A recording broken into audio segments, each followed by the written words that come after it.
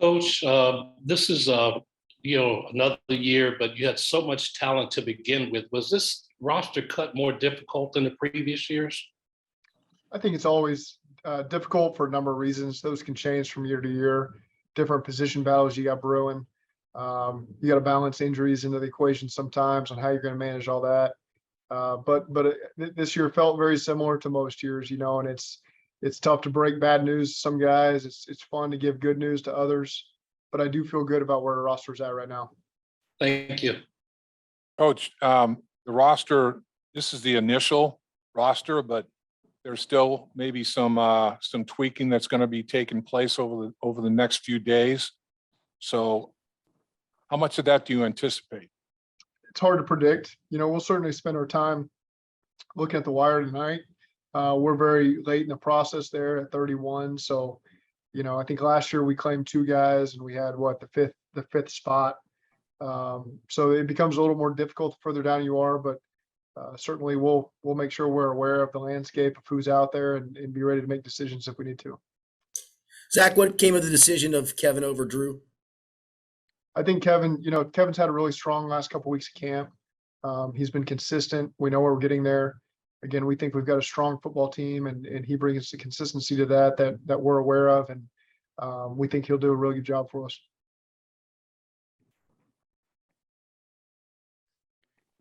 Coach, how hard did Kwame Lassiter and Kendrick Pryor and Trent Irwin, for that matter, make it on you as you were making these decisions in that wide receiver room?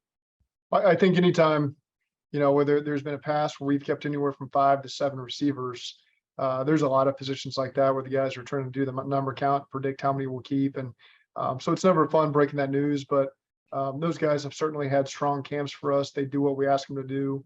I think Troy does a really good job managing that group and helping all those guys get better. And they understand that. And so certainly, if the practice squad works out for those guys, we'll willingly continue to work with them. Coach, so Alan George becomes the latest rendition of it doesn't matter how you get there, it's what you do once you get there. I mean, Alan George just was consistent and got better every day, I guess. I agree with that. I think he had a strong last couple weeks of camp and continued to make plays when his number was called, got his hand on the ball a number of times. And I think that just continues really what Duke and the scouting department have done here with their eye for undrafted talent. They do a really good job of putting us in a good position to acquire some of those guys and then bringing in the right ones that have a chance to make the roster. And there's just a history over a number of years, again, well before I got here, of undrafted guys getting an opportunity here and making the most of it. Zach, who do you plan on carrying through to IR once you are able to do that? The Khalid Kareem and Cam Taylor Britt would be 2 guys that tomorrow that will be processed.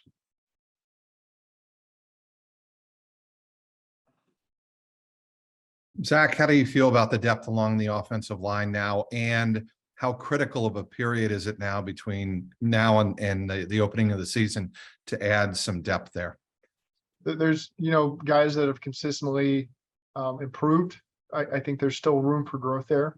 It's a number of guys that we've invested in and we certainly feel good about the roles that those guys can play and that we're backed up at the right spots. But I would continue to say there's room for growth there from those guys. And really the guys that are all filling those depth spots are young guys that we think are going to continue to ascend. And so we're looking forward to seeing that.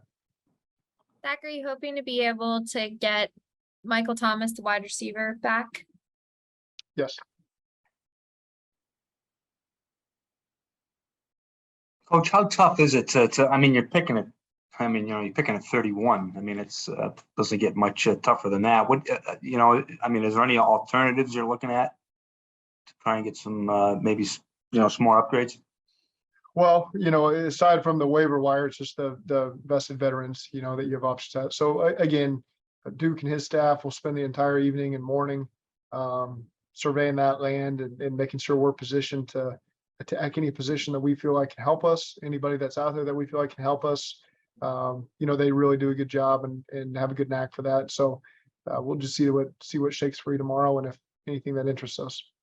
I guess this is a 2-part question about the tight end room, but are you guys encouraged that Cam Sample and Wilcox will be back soon? And is that why you guys didn't make another move there, or are you still looking to maybe potentially add a tight end with their injury situation? Yeah, I feel good about, we're not going to move Cam Sample over to tight end, but Drew Sample, I think is going to continue to improve. And, he's really attacked his rehab the right way. We're encouraged by it. It's hard to predict where that's going to be here tomorrow. But I feel good about the progress that he's making and I'm hopeful. And then you mentioned Mitch Wilcox as well, so we'll have to see how Mitch goes over this next week or so. So there's a lot of different standard elevations now that can take place to help you get you through a game or two as well. And that's something we'll just continue to evaluate. Zach, with Jesse's situation, he's currently still on the commissioner's list, I presume. Yeah, we get another day with him on that list. Okay. And how did that help you through this process, if at all? It helps you, it helps you carry another body and not have to make a move there.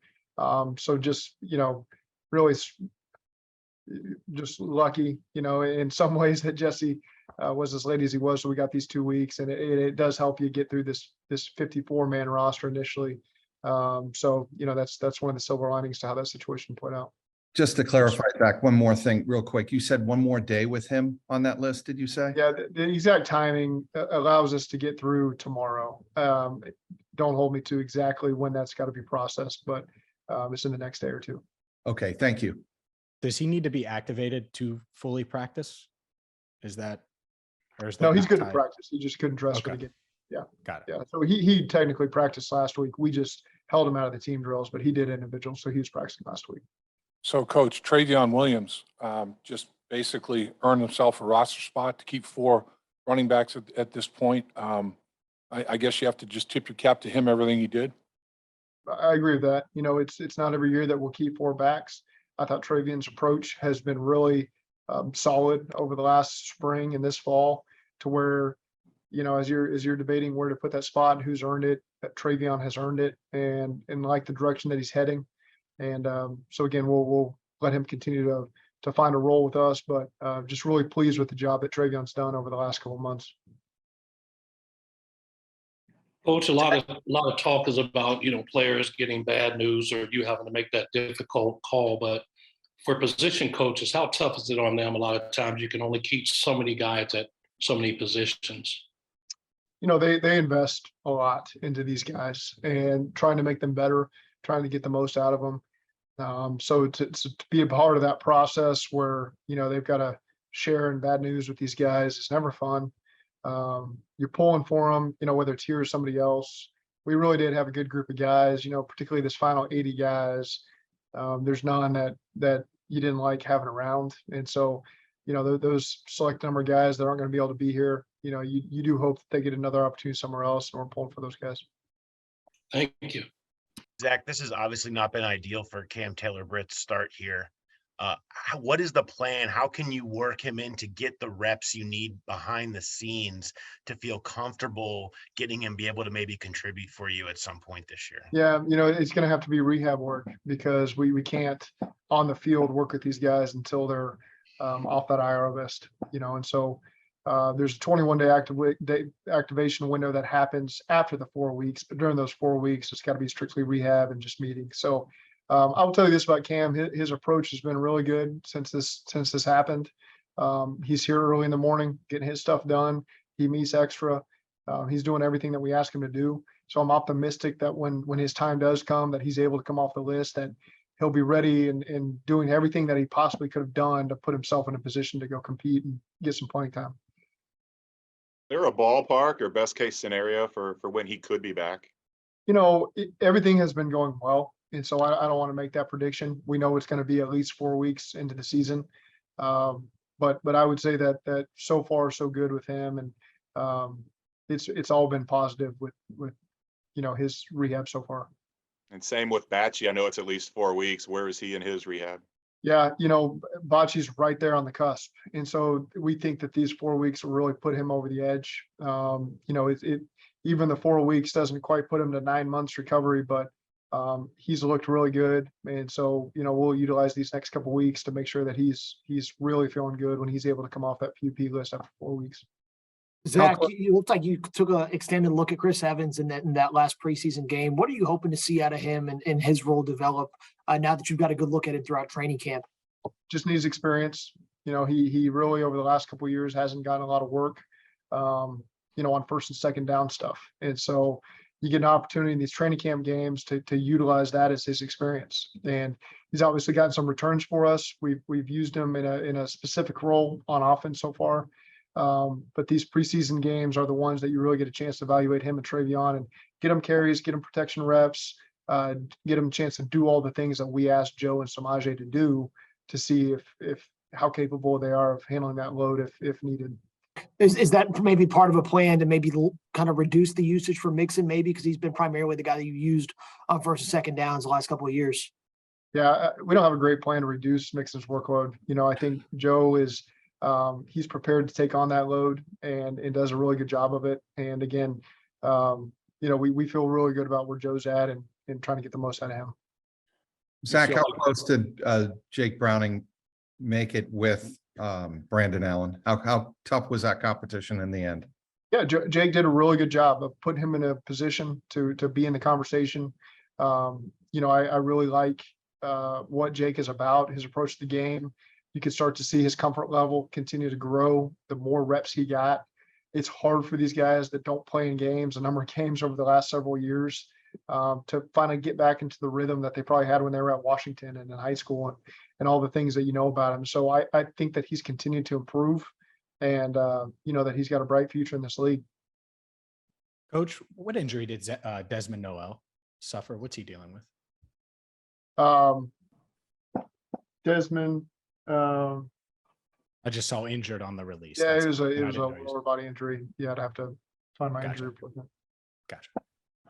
With Coach, I know you Kevin were- Huber, did you make that call or did Darren make the call to let him know? I mean, there had to have been a little bit of doubt in his mind. Who called him, you're saying? Yeah, who let him know and what was his reaction? Yeah, Darren, I let Darren handle that. We have a rule here. Anytime you've been with someone for over 10 years, you get to be the one to have those conversations. So, I let Darren handle that one. Zach, do you have a sense for, whether it did or didn't play into the decision at all? Do you have a sense for how special Kevin's longevity is, both in this league and with this franchise, how special that is for, just his longevity? It's difficult to be that consistent over a long period of time. And, there's certainly luck involved there as well, in terms of an injury history and all the things that play into that. And so he's put himself in a really good position to have the career that he's had. It's an incredible story for someone that's grown up here and played their college ball here and were drafted here. And, that's a neat part of it. That's not what we base our decisions on, but now that we're here, it is good for him. But he's just been a really consistent piece for us. He was voted a captain last year. There's a lot of things that play into this that he's should be commended for the job that he's done over however many years he's been here. Coach, do you have a formula for your practice squad? Okay, this number at this position, this number at that position, or is it just the best players, the clear waivers you're going to bring back? And if it's overloaded at a position, so be it? With the expanded roster, it makes it easier to take the guys because you're generally covered at most of the positions. I'd say previously, when it was 10 guys, yeah, certainly you'd really have to be mindful to carry the right amount of O linemen, D linemen, and just skilled bodies that could cover multiple positions for you in the practice squad. Now that it's expanded to 16, you've got more flexibility to make sure that you're covered at certain spots, but at the same time allow for the next best players just to be on the team. That kind of going back to what you were saying about Cam Taylor, Britt, and just not being able to do a whole lot other than rehab with him. How happy are you that you guys were able to kind of, not that you stumbled upon it, but the way you were able to get Trey Flowers to help you guys out last year and to have him be, that reliable backup behind Cheeto and Eli, kind of knowing he's got the game experience you need and injuries often just happen. Yeah, I think we're really fortunate how that played out. And then to re-sign Trey in free agency and him want to come back, he played a very specific role for us last year. I've been really pleased with Trey's training camp. I think he's a lot more comfortable in our scheme. And so now, you get to utilize him more as a backup corner as well, not just at that utility role that he played for us last year. And been really pleased with Trey's approach. Trey's great in our locker room. Guys really like being around him. He's got a great personality and attitude, and I think that he's had a really, really good training camp as well. And he's in a big position to help us this year. Zach, Zach, was there anyone that you called today to let them know that they made the team, that maybe they were unsure if they were going to make it or not, that had that little extra bit of excitement, or, you know, had a really great reaction? Alan George, you know, it's, you know, for an undrafted free agent, to be in that position, there's that uncertainty there. But he was certainly grateful. He's a very mature rookie. You know, his approach has been phenomenal. That's a big part of why he's been able to stick around. He's mature. He knows what he's supposed to do. He knows what's expected of him. And then, you know, he made a number of plays when his number was called. So it's good to share that in him. You know, there's other positions I won't get into, but you let some of those coaches deal with that and communicate with their guys that way. Zach, kind of looking ahead to week 1, you know, I think Mike Tomlin told the reporters out there that he wasn't planning on naming or announcing who their quarterback was going to be. How do you handle that? How does that kind of affect your preparation at all? Just curious to see kind of what your thoughts were as they still don't have one announced heading into week 1. You know, we'll be ready for the scope of their offense, you know, what we've seen over the last couple of years and the preseason. You try to balance it all. At the end of the day, I think they've got a couple quarterbacks that are good athletes. They've managed the system really well over the course of this preseason. And so, you know, we just got to be ready for the entirety of the offense. They've got really good weapons out there on the perimeter. They've got a running back who's really come onto the scene strong early on last year, and it continued over the course of the season. And so I thought he did a good job on the carries he got in this preseason as well. You know, he's a physical back that you got to pay attention to. So we got to get ready for the entirety of their offense.